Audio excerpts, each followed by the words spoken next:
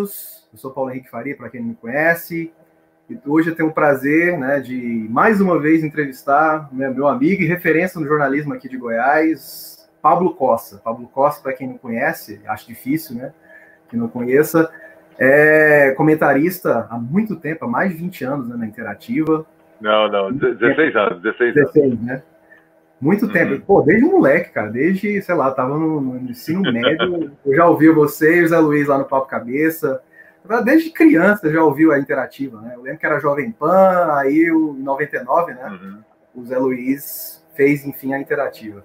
Mas, enfim, cresci ouvindo vocês, né? E hoje é um prazer estar conversando aqui novamente com vocês. Com você, né? Que massa, cara. Prazer é nosso. Prazer é todo meu. Para quem não viu, né? A gente, há uns meses atrás, gravou lá pro meu canal, né? O Resenha Ferrenha. Eu vou até deixar depois fixado aqui nos comentários. Foi um ótimo bate-papo, né? Futebol que parou, né?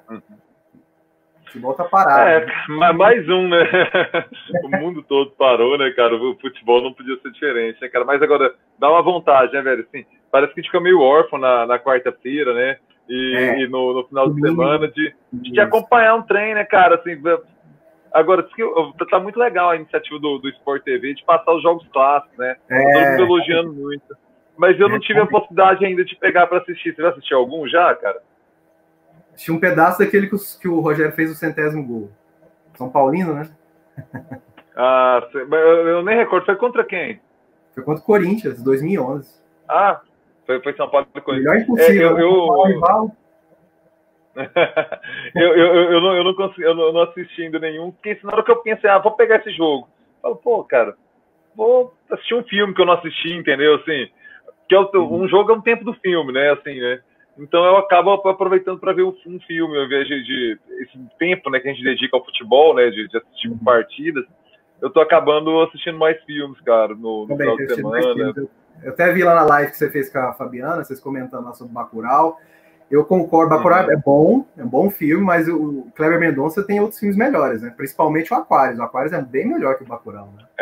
Eu tenho dúvida de falar entre o Aquários e o Som ao Redor, qual que exatamente eu prefiro, viu, Pedro? Eu também vi o Som ao Redor. A Fabiana não viu, né? Mas eu vi o Som ao Redor. Eu prefiro o Aquários. Eu acho que foi uma puta injustiça, inclusive, ele não ter ido, pelo menos, concorrer ao Oscar, né? Em 2016, 2017, uma coisa assim. Mas vamos lá, então. Vamos falar sobre política, cara. Bom, coronavírus, né, parou o futebol, parou o mundo, mas parece que não para o presidente, né? Ele não para de falar besteira, né? Não para de vir com fake news para cima na internet, né? E aí, o que a gente vai fazer para peitar esse presidente lunático, Paulo? Pois eu primeiro, assim, eu acho que a gente vai ter que esperar passar esse momento da crise mais aguda, né? A curva de mortes tem que decair e a gente ainda está só aí quando distensionar as questões do isolamento, da reclusão domiciliar que está sendo recomendada, né? Eu acho que o mundo político vai voltar a ferver, né? Eu não vejo possibilidade prática do Bolsonaro encerrar esse mandato, realmente, assim. Mas assim, não me surpreenderia se acontecesse, porque as reviravoltas, elas são, assim, que se a gente tivesse essa mesma conversa aqui no início de janeiro, estaria falando de outras coisas, entendeu? Sim. Como o coronavírus veio, então, assim, está muito imprevisível o cenário. Então, talvez, no cenário de hoje, dado o contexto atual, do início de abril, tudo que ele está falando, tudo que se aponta de perspectiva de crise econômica e de saúde pública, a comoção que vai haver no Brasil, cara, quando a gente começar a ter problemas com o IML, por exemplo, como o Equador está passando, a gente ter problemas como a Itália tem, de caminhões carregando corpos, sem as pessoas terem direito a seus ritos fúnebres, as famílias chorarem seus mortos, que é um direito, assim, é algo que toda cultura tem. Eu acho que, mantido esse cenário, eu não vejo possibilidade dele chegar em 2022 no mandato. Mas, boto minha mão no fogo? Não, cara, porque tá tudo muito imprevisível. Ainda, né? Não, cara, a gente não sabe até quanto tempo vai essa luz no fim do túnel. Quantos figurões da política vão morrer? A gente não sabe, porque a maioria está em idade de risco. São todos o grupo de risco, tá? Entendeu? Quantos figurões da política não vão morrer? O que isso vai causar de comoção? Entendeu? Assim, às vezes as pessoas que a gente acha que vai disputar 2022 não sequer resistem agora à crise do coronavírus, velho. A gente está achando que só vai morrer pobre? Não, pobre vai morrer mais, como sempre. É uma merda, mas sempre morre mais pobre.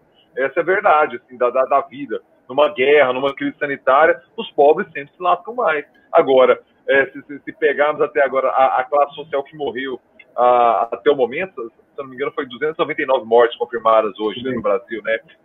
Deve ser mais, mas o que é divulgado, né?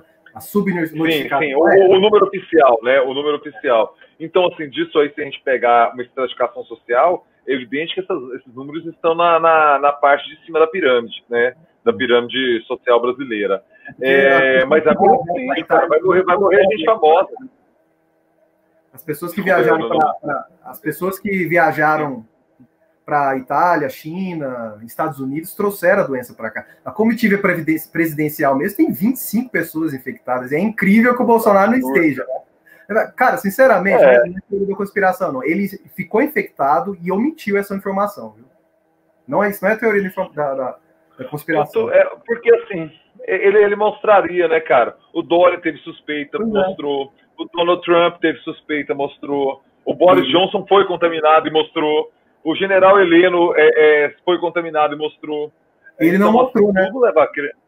Tudo leva a crer que ele se contaminou. Só que ele foi assintomático, né? Ele não teve o perrengue. Ele foi contaminado, mas ele não sentiu o baque da doença, porque o que a gente ouve de relato aí, cara, é uma gripe que derruba, assim, sabe? O que eu tô lendo a respeito, ninguém do meu círculo social teve ainda, assim, que eu conheça diretamente, né? Mas o que a gente lê a respeito é que o baque é pesado, cara. Não é nem uma gripezinha, nem um resfriadinho, não, viu? Os casos mais graves, a pessoa fica sem ar, né? Ela fica arfando. Não consegue subir uma escada, velho. Sabe, um lance de escada, o cara não dá conta porque ele perde o ar, cara. É muito perigoso. É um tipo de pneumonia grave, né? Mais grave do que o normal. Né? Não é brincadeira. Mas, assim, eu vejo pouca gente comentando quais são as referências desse enfrentamento. Muita gente fala Estados Unidos, não é, né? Porque o Trump demorou a cair a ficha, inclusive. Né? E olha lá como é que tá, né? Mais 100 mil casos já, muita gente já morreu, vai morrer. Mas agora parece que ele caiu em si, né? E andou até dando umas bordoadas, né, no idiota do Bolsonaro com relação a isso. Mas, por exemplo, as referências é a China, porque ela agiu rápido. Viu, Bolsonaro? Vocês ficam falando que a China inventou esse vírus, que foi culpa deles. Não é. Isso não é verdade. E eles são referência. O país ficou mais de 3 meses parado. O que aconteceu? Achataram a curva. Né, e testaram de forma recorde. Todas as pessoas que apareceram fizeram hospitais em tempos recordes. Enfim, é um exemplo de tratamento. Até o Atila Yamarino, no Roda Viva de segunda-feira, citou isso. Outro país, né, ali próximo, que lidou muito bem com isso, foi a Coreia do Sul. Está conseguindo sair bem, né, dessa terrível pandemia. E, na Europa, a Alemanha. A Alemanha é referência. Né? Mais de 100 mil casos, mas 3 mil mortes, entendeu? Compara a Alemanha com os Estados Unidos, por exemplo. Eles fizeram a mesma coisa dos chineses. Testaram todo mundo que tinha que testar, o máximo possível. Né? E o SUS de lá, né, digamos assim, o sistema de saúde lá é referência. Da Inglaterra também é. Mas, assim, é incrível que, ao invés de contornar e tentar seguir esses bons exemplos, o Bolsonaro vai na contramão dos grandes líderes, né? É um absurdo, é um absurdo. E agora fica com essa palhaçada de a economia não pode parar, as pessoas têm que voltar para o trabalho, os cultos, nossa, gente, estão privando os pastores e os padres de rezarem e fazerem missa, culto. Pelo amor de Deus, né, cara? Esse cara é um lunático completo, né? Eu tenho a seguinte tese, Paulo, não sei se concorda comigo. Uma parte, ele pensa assim mesmo, ele é lunático, tal qual o Olavo de Carvalho, que é o guru dele. Outra parte é a assessoria dele, entendeu? Eles fazem isso de propósito. E quem que é o mentor disso? Steve Bannon. É o cara da extrema-direita, né? O cara que manipula a informação por essa parte reacionária, não só, lógico, no Brasil, mas nos Estados Unidos. Ele ajudou a eleger o Trump, ajudou no Brexit. Enfim, é um absurdo, né, cara? Cara, mas assim, eu vi a matéria da Piauí que até o Steve Bannon acha que o Bolsonaro tá pegando pesado demais, né? A Piauí conseguiu uma interlocução com ele e falou assim, cara, calma aí, o coronavírus, não é isso aí não. Ele tá indo mais longe do que ele tá levando mais a sério do que o guru, assim. Sem dúvida. É porque ele via, porque ele é um cara inteligente, ele é um sacana. O Steve Bannon é um cara sacana, mas ele é um cara muito inteligente, entendeu? E ele já percebeu que o Bolsonaro tá sendo destruído, entendeu? Tá sendo detonado nas redes sociais. Só os robôs e os mais fanáticos mesmo estão com ele. Gente falando em 30%, não é 30%. Os fanáticos são 15% do eleitorado, não são 30% mais, entendeu? Ele já derreteu completamente nas redes sociais. Agora, a gente tem que esperar as pesquisas, né? Eu acho que agora tudo vai estar muito distorcido pela peculiaridade do momento que vivemos, sabe? Eu acho que quando voltar às aulas, quando as crianças, os adolescentes, os jovens universitários voltarem a frequentar os ambientes escolares, universitários, a vida reengrenar, a gente começar a contar realmente, já tivermos sepultado grande parte dos mortos que inevitavelmente teremos, quando a gente tiver a possibilidade de ver quantos empregos foram perdidos, quantas empresas fecharam, quantos amigos nossos quebraram, ali a gente vai ter realmente o cenário de pós-guerra e vamos poder avaliar a popularidade de cada um. Quem conseguiu crescer, quem conseguiu... Porque agora, cara, assim, eu concordo com o seu sentimento, mas ele é muito impreciso porque o momento ele tá muito fluido. Assim, a gente tá... Cara, hoje eu tinha feito 14 dias que eu não saía de casa, né? Hoje eu tive que ir ao supermercado. Eu fui naquele atacadão grande ali da Independência. Tive que comprar um ingrediente de cerveja que fica numa casa que fica lá perto do Extra, lá no Bueno, e voltei para comprar gás aqui numa distribuidora no setor Jaó, perto de casa, sabe? Então, ou seja, eu fiz esse rolê. Saí da minha casa, fui no supermercado, fui lá comprar o ingrediente de cerveja, voltei para o setor Jaó e voltei para casa, sabe? O trânsito e o comércio, nesse ciclo que eu fiz, era de um sábado, 4 da tarde, 5 da tarde, só que sem barzinho, só que sem espetinho, entendeu? Um trânsito tranquilo, uma deprê, cara, aqueles comércios fechados, pensando, caralho, velho, essa conta, esse aluguel vai chegar e o cara não vai ter dinheiro para pagar. Cara, me dói o coração de olhar para esses empreendedores, entendeu? Assim, e saber que o cara tá fudido, né? Velho. Quem mais vai sentir é a microeconomia brasileira, não a macroeconomia. Sim. E é o que faz a roda girar de verdade, cara. Então, assim, nessa hora, em vez do governo estar pensando, cara, em formas de viabilizar isso, cara, em alternativas de você botar dinheiro, evitar que essas pessoas quebrem, cara, evitar que esses empregos sejam perdidos, e depois ver, cara, como cobra isso, e se cobra isso, eu não sei, sabe? A gente precisa aprofundar, porque da mesma forma como a gente está perdido enquanto sociedade, os economistas também eles estão perdidos na sua sociedade, porque é um momento muito peculiar. Agora, se existe um consenso entre os economistas, é que o Estado vai ter que botar dinheiro e se preocupa com dívida depois. Como isso é um consenso. Aí as divergências é quanto, como, de que forma, se vai ser a fundo perdido, se vai ser um empréstimo sem juros, não se sabe. E aí eu acho que vale esse aprofundamento teórico para tentar equalizar as coisas. Mas depois, você sobrevive e depois você debate como fazer a partir do momento que você sobreviveu. Cara, o que eu vi hoje na rua, o PH, é de cortar o coração, velho. Assim, sério mesmo, cara. Dói, entendeu? Assim, eu vi uma situação semelhante com a que você viu também. Só dar um alô pessoal. Só dar um alô pessoal que está nos acompanhando aqui. O Rafael Barbosa, Cristina M. de Carvalho, Vlado Napoli. O Vlado mandou aqui. Boa noite. Não seguimos as referências. Falta nos testes. Os próximos meses serão complicados. Concordo plenamente, Vlado.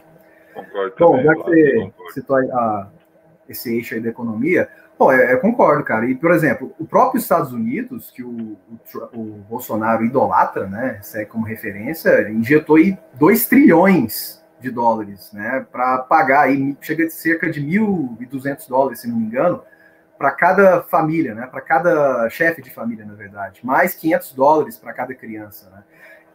Nesses momentos de crises agudas, é lógico, tem uns que recorrer ao keynesianismo, ou neo-keynesianismo, né, que é uma nova versão dele, né, porque o keynesianismo funcionou perfeitamente lá na crise de 30, né, a quebra da Bolsa de Nova York e tal. mas agora a gente tem que usar uma nova versão. E é exatamente o que dirigentes lá da Europa, a própria China, a Coreia do Sul, Japão e o próprio Estados Unidos estão fazendo, né? E o Brasil não faz porque, primeiro, o Paulo Guedes é um Chicago Boy, que ele não admite nunca essa corrente de pensamento que é antagônica, acaba sendo antagônica dentro da ciência econômica, e o Bolsonaro é um completo idiota, né, cara? Ele não sabe nem o básico de economia. Ele é um completo idiota. É o presidente mais burro que já infelizmente, nos governou, né, cara? Mas, assim, por exemplo, você falou em economistas, né? Realmente, tem muito economista aí que tá perdido. Eu não sei por que a Globo News só procura economista liberal. Quem falou que economista liberal entende de keynesianismo, entende de função do Estado na economia? Tem que procurar quem é especialista. Por que não procura Eduardo Moreira, que é um cara que está propondo até detalhes de como sair dessa crise? Tudo bem, procuraram a Mônica De Bolle, que não é necessariamente uma economista mais à esquerda, nem keynesianista, mas que é muito responsável, ela compreende bem essa área, né, também.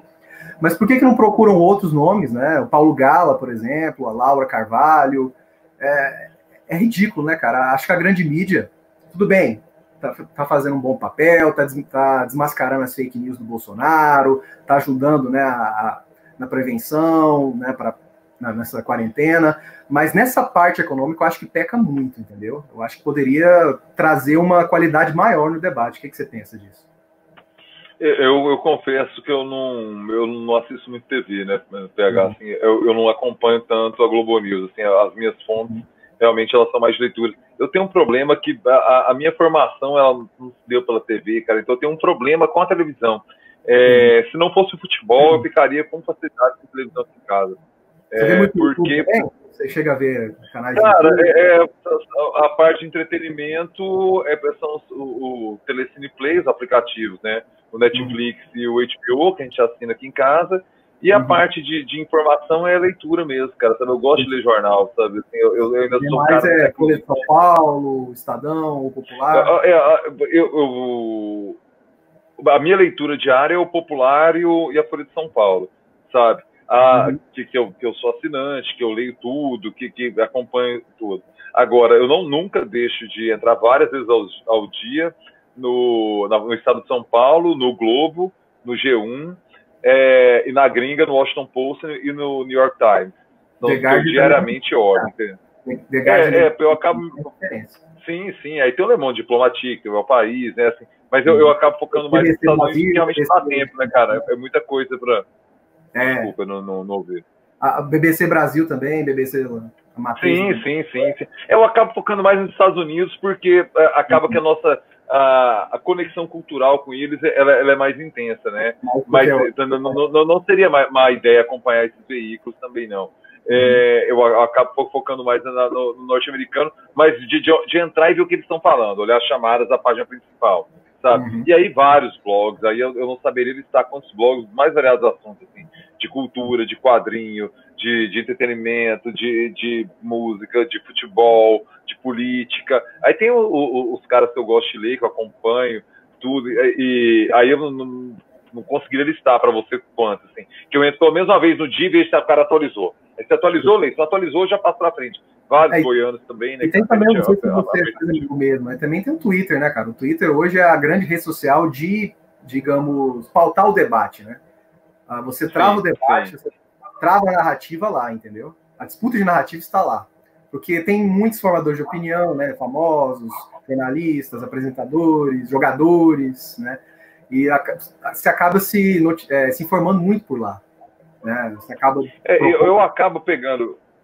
Isso que você falou, assim, em relação ao que passa na TV, por exemplo, até hoje eu nunca assisti a CNN, eu nunca liguei a televisão na CNN mesmo, assim, não sei nem que canal para ser sincero, mas já acompanho um monte de coisa porque repercute nas redes sociais, no Twitter, aí você acaba vendo ela com o Caio lá, algumas matérias, a entrevista que o Bolsonaro deu, entendeu? Tudo isso eu acabo assistindo pela rede social, às vezes pelo Twitter, às vezes pelo Facebook, às vezes pelo YouTube, às vezes é onde pinta na sua timeline, né? Quando você tá ali. Mas eu mesmo ligar a TV, cara, pra assistir alguma coisa...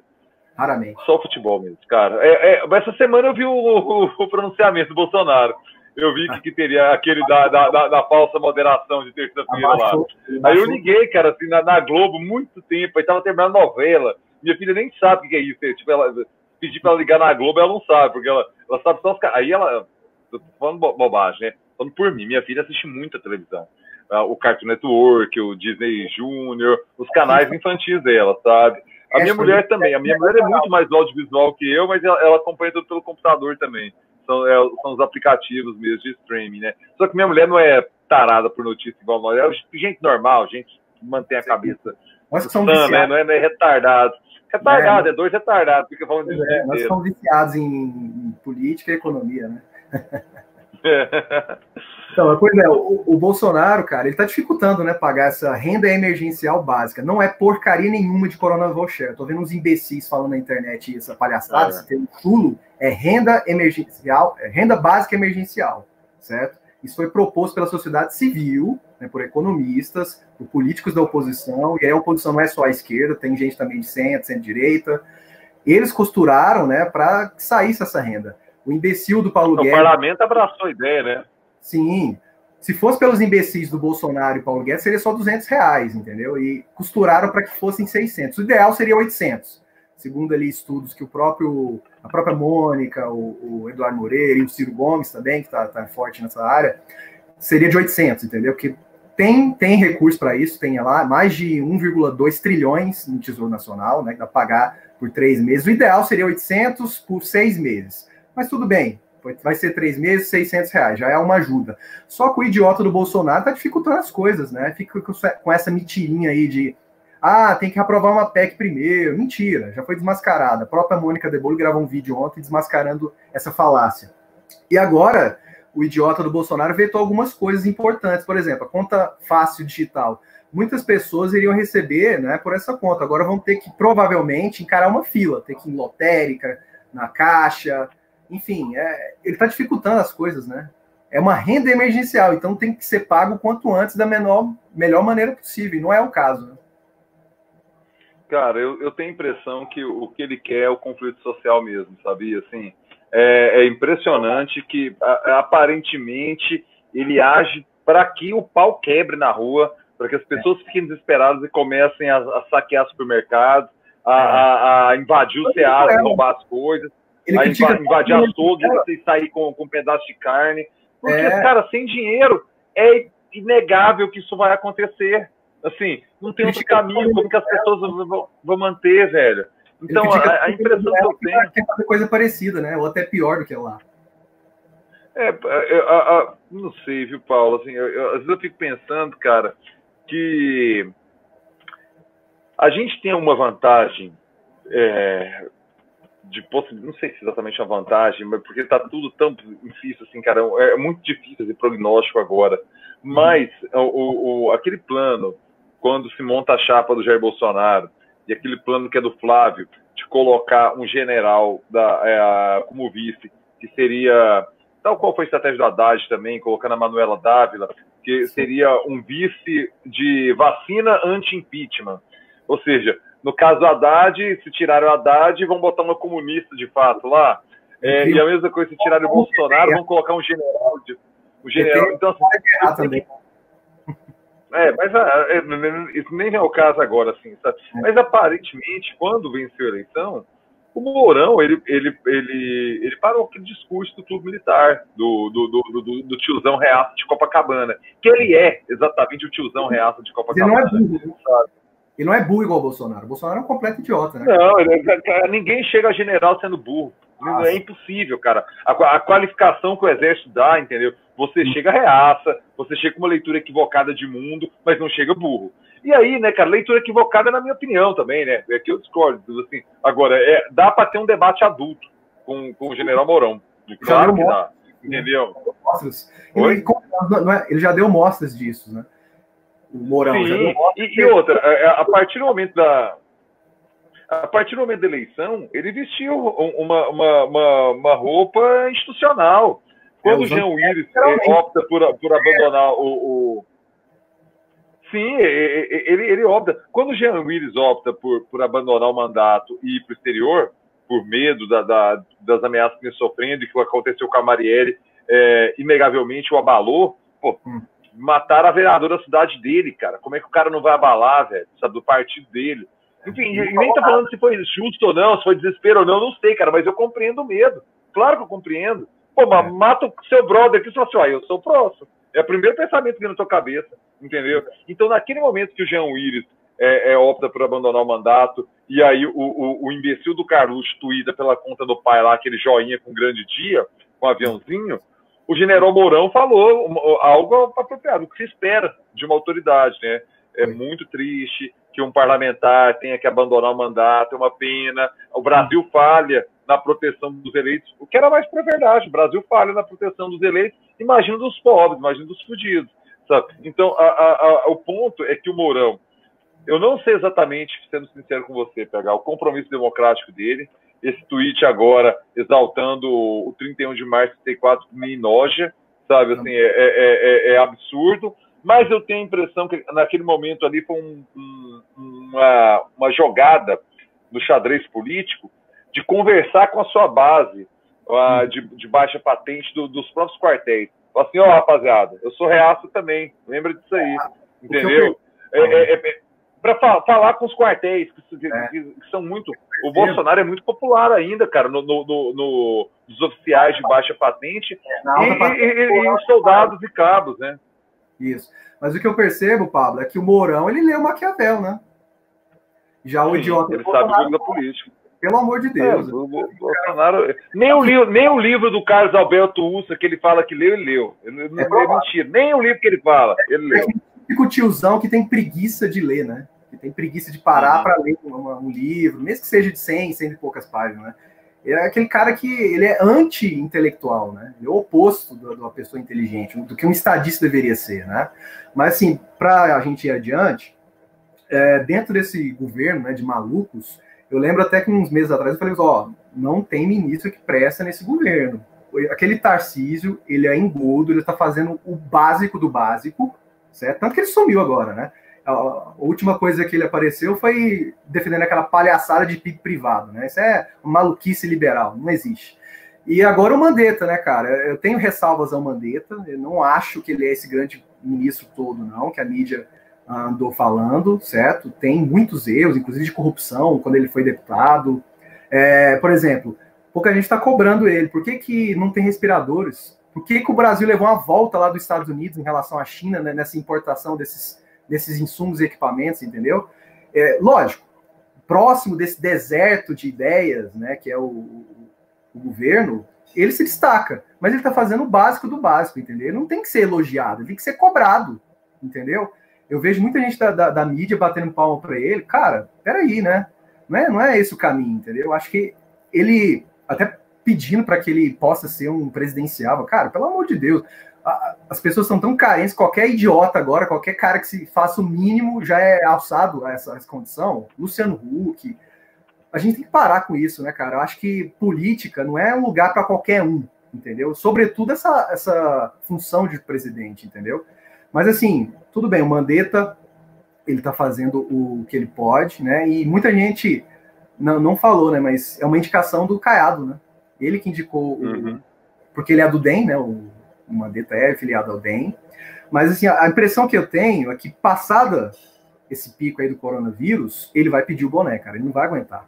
Porque ele fala uma coisa, que é alinhada à OMS, e o idiota do Bolsonaro fala outra completamente diferente, né? E é claro que ele está em processo de fritura, né? O que você pensa sobre isso? Bom, vamos lá, o Mandetta. Eu concordo com você que em terra de cego, quem tem um olho é rei, né? E ali é realmente o deserto, para usar a expressão que você usou, ele é real. E o cara que se porta como adulto, que é gentil no trato com a imprensa, mesmo quando deu aquela patada de falar do alarmismo, ele pede desculpa, ele volta atrás, é outro patamar de diálogo, é outro nível de conversa mesmo. Então isso aí o destaca. A comparação que o Morgantini fez, eu achei perfeito, achei brilhante, assim. Ele falou que ele é um cara de 1,60 jogando basquete com um monte de criança do jardim de infância. Ou seja, ele é um anão, ele é baixo. Só que ele está no jardim de infância, então ele fica grande jogando basquete ali. Mas com adultos ele não se destacaria. Talvez possa ser isso. Não tenho essa convicção. Essa é só a comparação que o Morgantini fez. E eu eu não sei, eu não concordo nem discordo, preciso me aprofundar nisso ainda. Eu acho que as crises revelam, PH.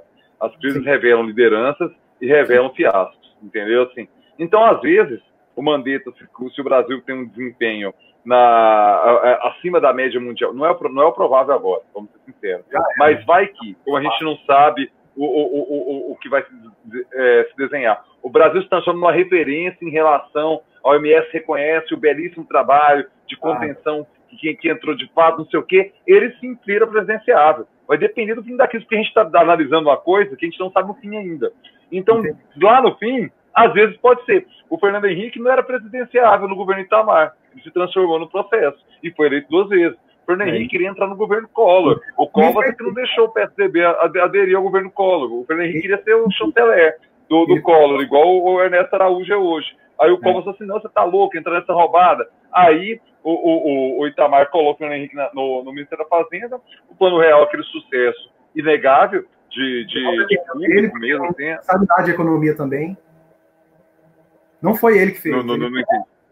Não, claro que não. Só que ele foi a cara política do processo. Nunca é a pessoa que faz, o ministro. Só que alguém personifica a política. E o Fernando Henrique foi hábil nisso, entendeu? De colocar. Então, por isso que eu falo, em momentos de crise, não dá para falar como é que o Mandetta vai sair dessa. Talvez, se falou assim, depois da crise do coronavírus. O Bolsonaro acabou de humilhar ele numa entrevista hoje. Aí, eu tava, antes de conversar com você, lavei louça e entrei aqui no Twitter para dar uma olhada aqui. Tá rolando, abrir os jornais, aquilo que eu faço, abro os jornais e leio as manchetes. Falou, humilhar o Mandetta ali, falou assim, a gente está se bicando mesmo, nenhum ministro é indemissível. Ele começou a humilhar o cara, forçando a barra para ele vazar. Eu acho que o Mandetta só não sai porque realmente ele é compromissado. E outra, nada garante que não venha o Weintraub da saúde. Nada garante que não venha o Ricardo Salles da saúde. Nada garante que não venha não sei, o Osmar Terra tá doido para ser, mas ele não conseguiu ficar na cidadania. O que garante que vai? Não sei. Não tente extrair racionalidade do governo Bolsonaro, PH. Não há. Não há. Ele tira um médico que ninguém conhece, de um lugar que ninguém sabe, um médico lavista aí, e vai. O que garante?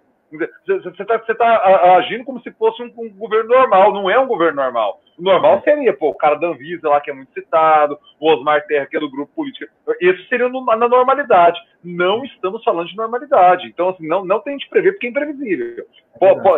Nunca acho que não pode piorar, porque sim pode piorar. Em relação ao Mandetta com Caiado, a relação é pregressa, né? Porque ambos são formados pelo FRJ, né, em medicina, e ambos são ortopedistas. Então, eles tinham vínculos além da política, mas profissionalmente também. Porque o Caiado, uma coisa que eu respeito em sua trajetória, é que ele virou político, mas nunca deixou de ser médico. Conheço pessoas que já foram operadas por ele, e elogiam muito o trabalho dele como ortopedista. Por exemplo, tem gente figuras aqui da política goiana, que você não sabe a profissão. O cara, quando você nasceu, já era político, você vai morrer, velho, o cara vai estar vivo e é político ainda. Político profissional. Então, assim, agora, o Caiado não, você sabe que o cara tem profissão. Ele exerce a política e se ele ficar sem mandato, ele tem a agenda lotada como ortopedista, porque de fato ele é muito competente. Ele fez o mestrado na França, entendeu? Em ortopedia. Então, assim, além da força do sobrenome, do peso do sobrenome, desde a Primeira República, na verdade, desde antes, desde o século XIX, já tinha influência na política goiana, além da articulação dele com os ruralistas, que isso aparece nos anos 80 com a UDR, ele é um médico de mão cheia, que eu insisto, cara. Gente, meu ciclo social já foi operado por ele e só tem elogios a falar. E não é ideologicamente alinhado a ele não, viu, PH? É porque o admiro enquanto profissional da medicina. Então, esse vínculo com o Mandetta tem Caiado. O Mandetta, inclusive, seria secretário de saúde de Goiás, de saúde. Ele tinha o convite para ser secretário. Ele viria para Goiás, ele estaria aqui no estado de Goiás nesse momento. Só que o Bolsonaro pede uma indicação. Aí o Caiado indica, ele tem o apoio da bancada da saúde do parlamento. O Osmar Terra endossa o nome do Mandetta, também que é outro médico, que ele foi secretário de saúde do Rio Grande do Sul por 2 vezes, o Osmar Terra, sabe? Então tem experiência na gestão da saúde pública também, e então ele chega com muito suporte para exercer a saúde. Mas concordo, se pegar assim, um mês e meio atrás, a gente talvez não soubesse o nome dele. A gente sabe que te acompanha. Mas, assim, ele não seria esse nome popular. Falar Mandetta, o povo não saberia de que ministério ele é. Agora ele se tornou um nome muito popular. Isso. Pegando esse gancho que você falou do Caiado, o Caiado, sim, ao meu ver, né, pelo menos na minha bolha, né, no círculo ali de rede social e um pouco na mídia, é que tem se destacado muito. Na verdade, é o governador que mais se destaca. E, lógico, ele não tem a força midiática que tem o Dória, por motivos óbvios, mas enquanto governador, pelas ações, por romper, de fato, com o Bolsonaro, né, aquele pito que ele deu no dia 15, naqueles protestos ridículos, viralizou, entendeu? Reverberou no Brasil inteiro. E, lógico, pelas atuações, pelos discursos que ele tem feito, pela quarentena, a importância da quarentena que ele tem defendido, né? Ele tem se destacado muito, entendeu? À direita, ele, e à esquerda, o Camilo Santana do Ceará, que pouca gente também fala. Ele tá fazendo as mesmas coisas, até mais restritivo lá no Ceará. E olha que o Ceará tem muitas mortes, hein? Se não fosse essa atuação, né, boa do governador do PT, o Camilo Santana, seria muito pior. Né? Lá, por exemplo, pastores que querem fazer culto vão para cadeia. Teve um idiota lá, acho que é da Universal, que tentou fazer isso, foi preso, certo? Os dois, ao meu ver, se destacaram, né? A direita e a esquerda, né? Assim, dentro dos políticos com mandato, né? Porque é óbvio, se os governadores têm um maior destaque, né, nessa situação, sobretudo aqueles que antagonizam de alguma maneira com o Bolsonaro. Fala-se muito do Witzel e do Dória, mas esses dois são oportunistas, né? Vamos, convenhamos. Ambos se elegeram na onda bolsonarista, né? Tanto o Dória, o Bolsodória, que agora ele quer se desvencilhar, mas a gente vai lembrar ele sempre, quanto o Witzel, no Rio de Janeiro, né? Já o Caiado, não. O Caiado não precisou do Bolsonaro para ser eleito no primeiro turno aqui. Ele já tinha um eleitorado cativo, né? E assim, ao meu ver, o Bolsonaro ataca tanto o Dória quanto o Witzel porque ele já pensa em 2022, porque na cabeça dele, vejam só, o cara talvez não termine nenhum mandato, já está pensando na próxima eleição, mas na cabeça dele, tanto o Dória quanto o Witzel são pré-candidatos a presidente, ao passo que o Caiado não, né? A tendência é que o Caiado tenha reeleição e vai ganhar em primeiro turno de novo aqui em Goiás, né? Tanto pela atuação que ele está fazendo agora, né? O que você acha? Eu só acho que você se antecipa muito em leituras que a gente não sabe ainda, sabe? Não, eu acho que, novamente... É a fotografia que eu vejo agora, entendeu? Uhum. Mas o negócio é que tem muita água passar debaixo dessa ponte. Vamos lá. Qualquer pessoa que seja governadora do Rio ou de São Paulo é um presidenciável natural. Qualquer um. Claro. Pela importância que esse estado tem para o Brasil, entendeu? Assim, ele pode não ser candidato, ele pode perder, mas ele é um presidenciável normal, porque o que o Rio de Janeiro e o que São Paulo representam para o Brasil, então é muito natural sonhar com a presidência. E a gente tem duas figuras que eu concordo com você, que são oportunistas, e além disso, já verbalizaram, logo começaram que querem ser presidente. Porque uma coisa é o cara ir construindo, fazendo um bom mandato, porque também, PH, vamos ter clareza, qualquer um que arrebente, faça um excelente mandato em São Paulo e Rio de Janeiro, ele é presidente, cara. Porque tudo que ele faz vai aparecer. Se o cara fizer um puta mandato como governador, o cara que resolve a violência no Rio de Janeiro, ele é presidente. Como é que o Brasil não vai ser fã desse cara? Uma coisa desde que a gente é pequeno, a gente vê aqueles problemas sociais tremendos lá no Rio de Janeiro. Se o cara resolve a questão da milícia, resolve a questão do tráfico, deixa ele eleito em primeiro turno. É mais ou menos o plano real do Fernando Henrique. Não estou falando de vice, estou falando de qualquer um. Qualquer um que consiga resolver aquilo lá, ele vira presidente, porque é uma chaga do Brasil. Eles estão se destacando, digamos assim, porque está fazendo o básico, entendeu? Eles não estão fazendo nem... Não, sim. Não, mas eu não estou falando exatamente agora do Dória e do Witzel. Se o Caiado fizesse o que faz, sendo governador de São Paulo, ele já era presidente de 2022. Sem dúvida. Entendeu? Porque ele já tem uma projeção nacional. Para quem não sabe, ele se candidatou, né? O Caiado, ele já é figura nacional, é isso aí, da UDR, da construção da UDR. Ele é candidato a presidente em 89, ele ganha para deputado em 90, depois em 94 ele sai para o governo do estado. Ele, Lucevânia, Paulo Roberto Cunha e Maguito Vilela. Aí quem vai para o segundo turno, se eu não me engano, lembro, assim, quem vai para o segundo turno é o Maguito e a Lúcia, e o Maguito vence a Lucevânia em 94, apoiado pelo Íris, pelo PMDB. Aí o Caiado, na eleição seguinte, se candidata a deputado, depois vira senador aliando ao Íris, né? E aí depois, no meio do mandato de senador, ele ganha para governador do estado de Goiás. Então, assim, o Caiado já tinha projeção local e nacional, independente, quando o Dória nem sonhava em ser político, quando o Witzel nem sonhava em ser político. Agora, o problema é que, igual citam, por exemplo, sempre o Paulo Artung, lá do Espírito Santo, a metáfora perfeita. Ele é um peixe grande para o aquário pequeno. Talvez o Caiado seja isso, entendeu? Ele é um peixe grande num aquário pequeno. Goiás, a posição periférica de Goiás para o Brasil, o Jovair Arantes falava isso, é os 3%. Nós somos 3% do PIB e 3% da população. Então a gente é sempre 3%.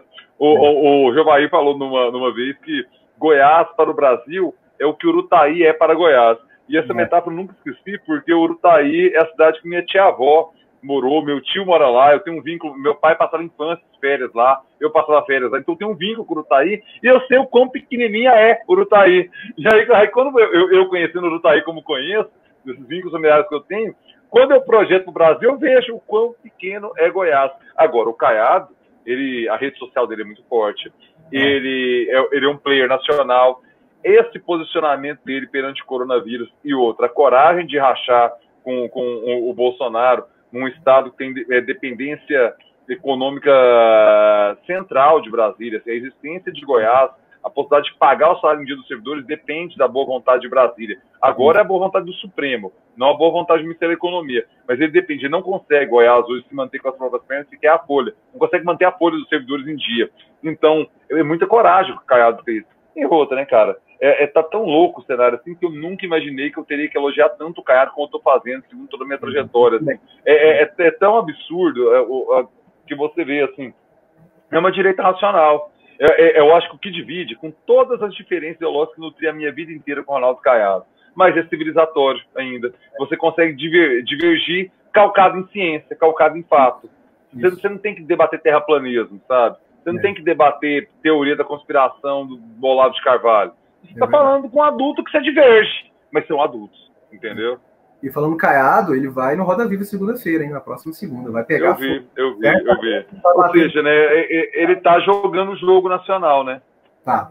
É uma pena. Cara, e outra, assim, tá tão imprevisível, PH, tá tão absurdo, louco o cenário, que não se admire se o Ronaldo Caiado sair para presidente, com viabilidade. Não dependendo, o Dória se enrola. O Witzel, cara, aparentemente não consegue desenvolver. Porque São Paulo, cara, se você tiver um pingo de competência, você consegue fazer uma boa administração. Porque é muito dinheiro, cara. É um estado que realmente é a locomotiva do Brasil mesmo na perspectiva econômica.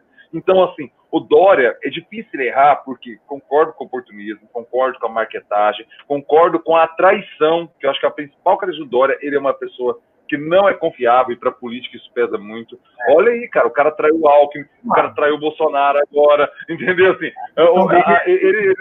a direita, pelo que eu percebo, a rejeição dele é maior, entendeu? Maior até que a do Bolsonaro, inclusive, né? Porque muita gente que é fervorosa não vai votar nele de jeito nenhum, entendeu? A rejeição do Dória... O Witzel tem um problema, que o Rio de Janeiro é um problema, né? Então, assim, é muito difícil de se destacar na gestão ali. O Dória não, o Dória pode se destacar. Agora, o Dória tem esses problemas de rejeição, de ser traidor, de ser muito playboy, almofadinha, porque às vezes não pega em todo o Brasil. É paulistano e Genópolis demais. Hoje foi coadunado ali com Lula, né?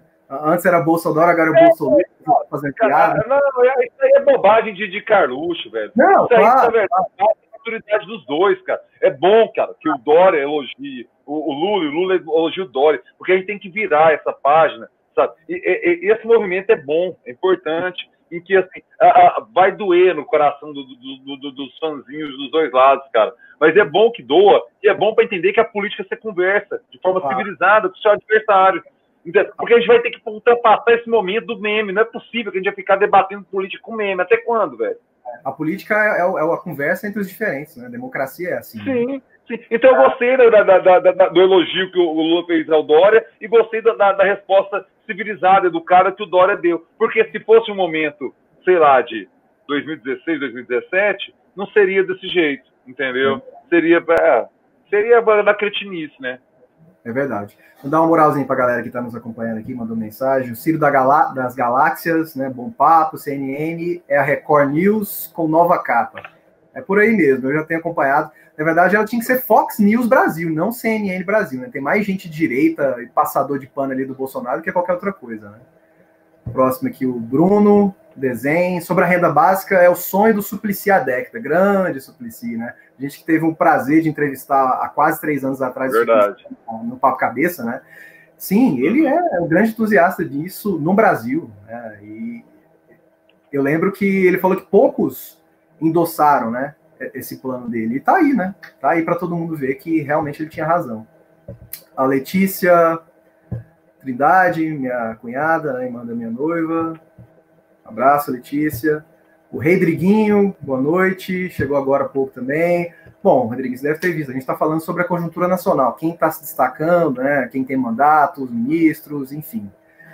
Então, vamos adiante. Bom, o que pouca gente está falando, cara, é o seguinte.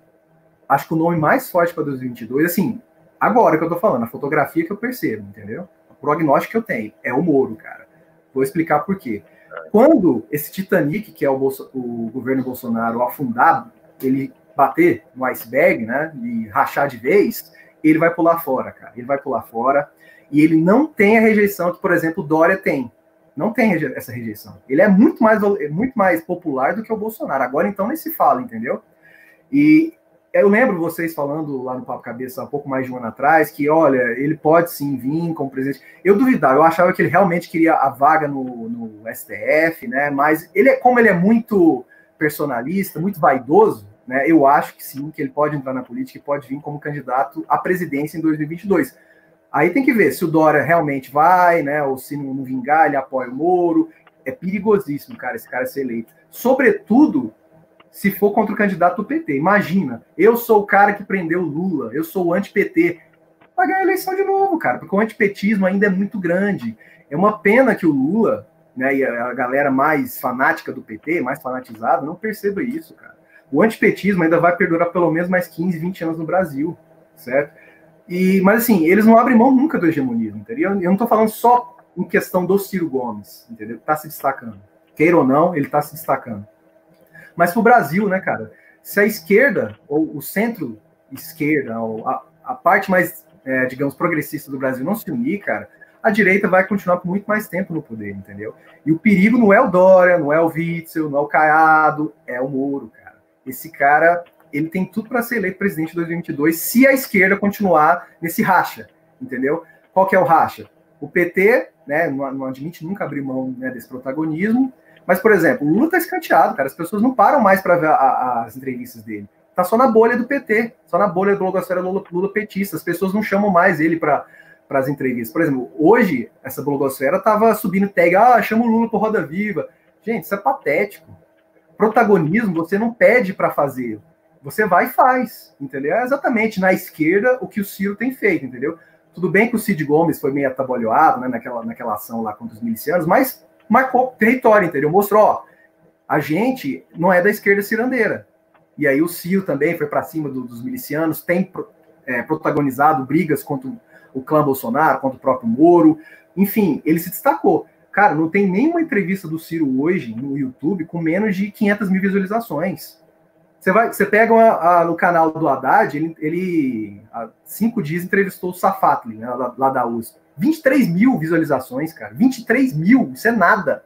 O Ciro ontem fez uma live com os economistas que o apoiam, já tem mais de 60 mil, cara. Enfim, é lógico, é simplório a gente só basear nessa questão de redes sociais, de internet, mas é muito claro que o Haddad, primeiro, não tem a força política que o Ciro tem. O Ciro tem 12%, ou seja, 13 milhões de votos dele. Não são votos herdados do Lula. Já o Haddad não, cara. O Haddad tá postando coisa de lacração do BBB no Twitter. Vejam só a que ponto a gente chegou. A oposição se resume a isso, a lacração e ao petismo. Acho que a gente tem que fugir disso, entendeu? O que você pensa sobre isso? Eu falei demais. Vamos lá. Primeiro, o Moro, né? Eu acho que ele vem muito forte mesmo, cara. Ele tem possibilidade, ele tem chance de se distanciar do bolsonarismo, até porque ele seria o Bolsonaro bastidores, né? O Bolsonaro que respeita a OMS, o Bolsonaro que sabe ler alguma coisa. Não que seja um primor intelectual, que o Moro também não é isso, não. Mas, novamente, perto do Bolsonaro e da extrema-direita, o Moro fica quase um Schopenhauer ali, de tão intelectual que ele pareceria. sabe, perante Bolsonaro. Agora, eu realmente concordo com você que acho que o pêndulo da... Aí depende muito do que vai vir da crise econômica, viu, cara? Porque, assim, é de uma precipitação fazer essa leitura agora, mas vamos lá, vamos brincar de errar, então. Eu tenho a impressão que vamos brincar de falar bobagem aqui, porque, assim, é difícil isso perante o que a gente está vivendo agora, é difícil fazer prognósticos, previsões. Mas eu entendo que o pêndulo da história ainda não foi nem para o PT, eu acho que não foi para a esquerda ainda, sabe? Eu vejo uma concepção de direita muito arraigada no Brasil ainda. A crise tem que pegar muito pesada para as pessoas compreenderem que um projeto de esquerda, e aí não estou falando de PT, de Ciro, de ninguém, cara. Um projeto de esquerda é o viável para que as pessoas se recuperem economicamente. Talvez a crise seja capaz disso. Mas se o Brasil conseguir escapar meio que perdendo pouco, não é tomando goleada, perdendo de 1-0, jogando bola, sabe? Eu tenho a impressão que o cenário fica na centro-direita para a extrema-direita, eleição. E aí pode vir, inclusive, uma aliança PT e Ciro, que eu não vejo viabilidade, sinceramente. Não pode ser para a esquerda, né? Tem que ser o centro, por exemplo, o DEM da vida, talvez, apoiando o Ciro, a rede... A rede eu acho que a Marina perdeu a chance dela em 2010, né? Ali ela teve a grande chance da 2010, 2014, foram os momentos realmente da Marina Silva, né? E depois ela foi engolida, né, cara? Assim, nem eu entrar no mérito do porquê disso, tudo, mas do 2018 ela se apequenou muito politicamente, né? Perante o que ela era em 2010 e o que era em 2014. Eu tenho a impressão que a Marina comeu a poeira foi em 2013, quando as pessoas pensavam uma nova política, poderia ter se apropriado daquele contexto de manifestações, que era o que as pessoas queriam, e ela meio que se ausentou, ela perdeu o bonde da história ali. E aí, cara, o bonde da história é uma vez só. Por outro lado, o Aécio, né, cara, no segundo turno também queimou. O Aécio, em 2014, ele teve a faca de queijo na mão, né? Ele seria o candidato natural em 2018. Ele foi atropelado por história. Então, assim, sempre... O Brasil é isso, cara, é muito difícil fazer previsões de longo prazo. No momento do impeachment ali da Dilma, o nome mais viável era o de Geraldo Alckmin. Novamente foi atropelado por história, sabe? Geraldo Alckmin, que seria o presidente agora, estaremos em mãos muito melhores com o Geraldo Alckmin, com todas as divergências históricas que eu tenho com o Geraldo Alckmin também, do que nas mãos de Jair Bolsonaro. Vamos lá. Em relação ao PT, cara, eu entendo a sua fala, mas eu entendo o lado do PT também, eu entendo os dois. Sabe aquela tipo de situação que você olha assim, você entende os dois, cara? Eu entendo que você lê com pragmatismo a questão da vitória, o exemplo argentino talvez seja o mais gritante de todos, para um pragmatismo de vitória, só que eu entendo o cara falou assim, velho, a rapaziada é minha, vai buscar a sua. Eu entendo isso também. Só que aí talvez isso que diga os grandes da política, Diego Zé Mané aqui que fala aqui, sabe? Porque eu entendo também, é igual assim, agora tu vê com esse papo com o Flamengo aí, né? Eu tenho um vizinho que ele torce Fluminense. Mas tá muito ruim, porque o Flamengo tá centralizando demais, o futebol carioca tá... Não, beleza, vou fazer um projeto, o Flamengo dá o Gabigol pro Fluminense, dá o Bruno Henrique pro Botafogo, dá o Gerson e o Arrascaeta pro Vasco, pra dar jogo. Ué, mas calma aí, ué. Assim, eu tenho culpa se os caras agora compraram os melhores jogadores e fez um timaço. Não, tem que dar o Gabigol pro Fluminense, dá o Bruno Henrique pro Botafogo e dá o Arrascaeta e o Gerson pro Vasco, pelo equilíbrio. Pelo equilíbrio, para dar... Não. Porque o protagonista dele está impedido, não pode jogar, e o substituto não tem carisma nenhum, não tem força política nenhuma. Só que ele tem o poder de passar 29% dos votos do cara no primeiro turno. Ele bota o cara no segundo turno. Ele tem esse poder. Não ganha, mas fica ele brincando. Então... Por exemplo, o BBB, já que o Haddad gostou de fazer isso, e o figura do Jean Willis também, é igual o Prior, que acabou de sair. É um cara popular, mas que a rejeição é muito maior. Ou seja, não ganha. O que adianta? O que adianta bater com Agora, se apoiar o Ciro, tem 13% de votos, é somatória, gente, é matemática. O cara vai no mínimo para 39%, 40% dos votos. Ele está no segundo turno e aí, com os debates, ele tem chance de vencer. Estou falando que ele vai ganhar. Sim. Eu falei.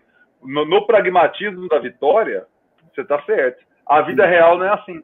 A vida real tem vaidades, existem os interesses. Existe uma falta de confiança no próprio Ciro Gomes, que já passou pelo todo o espectro político aí do Brasil, quantos partidos ele já afiliou, entendeu? Tem uma falta de confiança na pessoa dele, que é muito beligerante. Então, o temperamento dele é mercurial. Então, assim, tem um monte de problemas também, cara, que aí a vida real é complexa, sabe? Assim, a política é difícil, cara. Eu entendi, só que é o seguinte, Pablo, o problema do Ciro, tudo bem, algumas vezes ele perde a paciência rapidamente, mas essa questão de partido, cara, ele já deixou claro por que ele saiu dos partidos, entendeu? Por exemplo... Sim, eu já vi a explicação dele, Ele passou, infelizmente, ele passou. Ele tem os porquês dele, eu já ouvi, mas o fato é que ele tem uns 8 partidos nas costas aí já ao longo da história, sabe, assim... O PDT agora deu certo, né, cara? Deu liga, né? É o partido que deu mais certo na carreira dele. Até quando? O partido da PDT também, a Roberto Freire, entendeu? Vendo de perto, vendo de dentro mesmo, porque eu sou filiado ao PDT, cara, as militâncias estão muito fortes, entendeu? As militâncias estão juntas. Geralmente, quem é cirista, digamos, né, o cara que é apoiador forte do Ciro e não é filiado, ele está vinculado ao PDT, entendeu? Ele vê o PDT, ele chega a história do PDT. O PDT não surgiu de agora, o PDT é do Getúlio Vargas, o PTB, depois com o Grande Pisola, depois com o Lupe foi o sucessor, e agora está voltando a crescer, né? O PDT não é um partido pequeno, o PDT hoje tem 3 senadores, tem governador, né? Tem quase 30 deputados federais, ou seja, o PDT é maior do que o PSOL, por exemplo. Muita gente fica pagando pau e eu acho que é um gueto. Mas assim, o problema, cara, só para fechar essa questão da esquerda, né, é que o que eu percebo, essa desunião mesmo, entendeu? É o egoísmo do Lula. Gente, o Ciro, tudo bem, você falando aí que o Ciro tem desconfiança, mas o Ciro, pouca gente fala isso. Eu preciso só fazer um parênteses aqui, cara. Eu tô com 4% de bateria aqui, porque eu tô falando para 10 horas. Se cair aqui, já tá justificado. Vou finalizar essa parte do Ciro. O Ciro, cara, ele ajudou fielmente o Lula todos os dias lá naquele episódio do Mensalão, cara. O próprio Lula já falou isso, entendeu? Era para ele ser o candidato em 2010. Levou uma rasteira. O Lula, na sua megalomania, escolheu a ineficaz, inexperiente, né, Dilma Rousseff, todo mundo sabe o que deu, entendeu? Então, olhando para trás, naquele momento, o Ciro tinha que ter filiado ao PT, né? Olhando para trás, entendeu? Ali em 2007... Logo depois da reeleição do Lula, ele tinha que ter criado a PT, que ele poderia brigar por espaço. Mas agora é fazer engenharia de obra pronta, né? Agora é fácil, né? Eu já estou pensando no futuro, entendeu? Eu vislumbro o seguinte, cara. Se não unir, cara, pode esquecer. Se unir já é difícil, indo do jeito que tá, vai dar a mesma coisa que 2018, entendeu? Alguém da direita vai ganhar, vai triunfar. Eu não sei porque veio esse corona aí que atropelou a gente, cara. Então, assim, eu concordo, o cenário seu, antes do corona, tá preciso. Mesmo unindo, nada garante que ia, porque o antipetismo ia pegar no Ciro também. O PT que está apoiando, o vice é do PT, sabe? Então, assim, o que garante que esse discurso não pegaria na sociedade? O antipetismo poderia vir para o Ciro. Falar, tudo que você falou aí, o cara que apoiar o Lula, ajudou o Lula, foi ministro do Lula, agora tá com o Lula de novo. O antipetismo ia colar nele. Só que agora a gente não sabe, a gente tem um coronavírus. E tem um fator que pouca gente também está falando, que são as eleições agora municipais, que vão acontecer, elas podem ser adiadas em até um mês, mas vão acontecer, e aí tem que ver. E aí, o PDT vai fazer com as prefeituras? O PT vai voltar a ter grandes prefeituras? Isso também, né, o jogo político passa por isso, né? Em 2022, passa por agora em 2020. Só para a gente fechar aqui então, Paulo, se a bateria está acabando aí, um abraço aqui para 2%, viu? Se cair, já está justificado, já deixo meu abraço e agradeço o convite, caso caia aí no meio. Tá acabando. Um abraço pro Felipe Lima, o Túlio Queiroz. Pô, Túlio, você mandou no final da live, cara, não vai dar para responder suas perguntas, fica para a próxima aí. Então é isso, Pablo. Então, vamos ver o que acontece aí, né? Foi um prazer, né, bater um papo com você sobre política. Amanhã vai ter uma live no seu canal com o delegado Valdir, né? Sim, vamos trocar ideia com o delegado Valdir lá, entender o que o Congresso está fazendo, o que o Congresso está enxergando essas crises diárias do Bolsonaro. PSL deu uma sumida, né, cara? PSL deu uma sumida, né? A galera que tá grilada com o Bolsonaro. Sim, tirou o time de campo, né, cara? E vamos ver, né? Perguntar para ele sobre a política aqui em Goiás, perguntar para ele, ver se a gente consegue entender melhor o que se deu pós-racha, né, dele com o Bolsonaro, o que ele sente hoje em relação a isso. Se alguma mágoa ainda permanece ou cicatrizou, tentar explorar isso. 1%, PH. Vai cair agora. Pablo, até a próxima aí. Valeu, cara. Um abraço. Muito obrigado pelo convite. Eu quero ver, cara. A próxima vai ser massa. O Mordequim, se eu estou pro Ciro, apoiador do Ciro, ele está pro Lula, né? Sou cirista, ele é lutista. É isso. É isso aí, valeu demais, Pablo. Um abraço, valeu todo mundo. Valeu, cara. Um abraço. Boa noite. Inscreve no canal, galera. Valeu. Um abraço. Valeu. Ai, deixa eu fechar aqui.